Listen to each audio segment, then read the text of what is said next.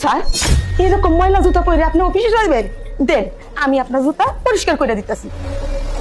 মা এইসব কি? তুমি তুমি এসব কি করতেছো পাগলের মতো? আরে স্যার মা কেন কইতাছেন? আমি তো হইলাম আপনার বাসার চাকরানি। কি চাকরানি?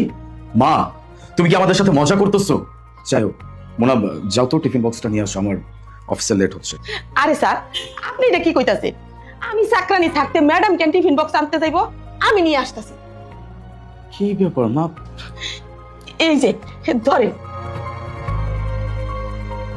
আরে ম্যাম সাহেব আপনার হাতে ঝাড়ু কেন?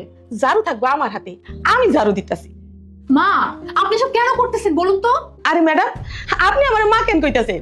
আমি তো হইলাম আপনার গোপাশা চাকরানি, আমার কাজটা আমার করতে হইব। আর স্যার আমি তো আপনার গাড়িটা মুছতে ভুলে গেছি, আমি এখনই পরিষ্কার করে দিতেছি। স্যার গো আমার চাকরি থেকে বাইর করে দিয়েন না স্যার। মা আপনি এতক্ষণ যাবত কি চাকরানি চাকরানি করতেছেন, মানে কি হয়েছে আপনার বলেন তো?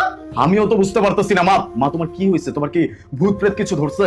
না স্যার ভূত পেত তো আমারে ধরে নাই, ভূত পেত তো ধরছিল আপনার মারে, যে কিনা সব সময় আপনার কথা মানতো। আর আপনি তারে এমন ভাবে ইগনোর করতেন যে বাবা মানুষ রাস্তার রেড সিগন্যাল রে ইগনোর করে। আলিফ। হ্যাঁ মা, কিছু বলবা?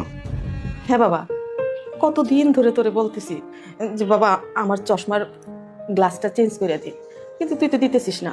মানে এটার পাওয়ার কমে গেছে, আমার চোখের পাওয়ার কমে গেছে, গ্লাসের পাওয়ারও কম, তাই আমি চোখে দেখতে পাচ্ছি না। হ্যাঁ তো ঠিক আছে না, দোকান তো তুমি চেনো, যাও গিয়ে নিজে একটু করাই নিয়ে আসো। মানে সব কাজকে আমারই করতে হবে? নিজে গিয়েও তো করাই নিয়ে আসতে পারবা, তাই না? তুই তো জানোস বাবা এই চশমা ছাড়া আমি চোখে বেশি দেখি না, টুটকে নাটকে হাঁটতে পারি, কিন্তু তাছাড়া আমার তো এক জোড়া জুতাও নেই, বাসায় সারাক্ষণ আমি খালি পায়ে হাঁটি।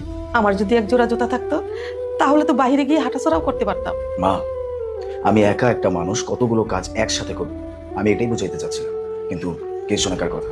আচ্ছা ঠিক আছে, সামনের আপডেটে আমি তোমার এই গ্লাসও চেঞ্জ করে দিব, জুতাও কিনে দিব, ঠিক আছে? মা লেট হচ্ছে, আমি যাই। আমার কথাটা শুনে যা বাবা। আরে স্যার আপনি তো কখনো আপনার মারে মাই মনে করেন নাই। যখন থেকে আপনি জন্ম নিয়েছেন সেই দিনের থেকে আমি চাকরানি হয়ে বেঁচে আছি। আর মনে করে দেখেন স্যার, আর আপনি মনে করবেন কি কইরা? আপনি তো অনেক ছোট, আপনি বিছানায় প্রস্রাব করে দিলে সেই ভিজা জায়গায় আমি থাকতাম, আপনারে রাখতাম শুকনা জায়গায়। আপনার তো এগুলো মনে থাকার কথা না। ও আপনার কিন্তু একটা চাকরও ছিল, আপনার বাবা যে কিনা মহিলা গেছে, আপনার অসুখ হইলে আরে ও কান্দে আপনারে নিয়া অ্যাম্বুলেন্সের আগে দৌড়াইয়া হসপিটালে যাইতো, আপনারে চিকিৎসা করতো, আপনারে ভালো রাখার জন্য।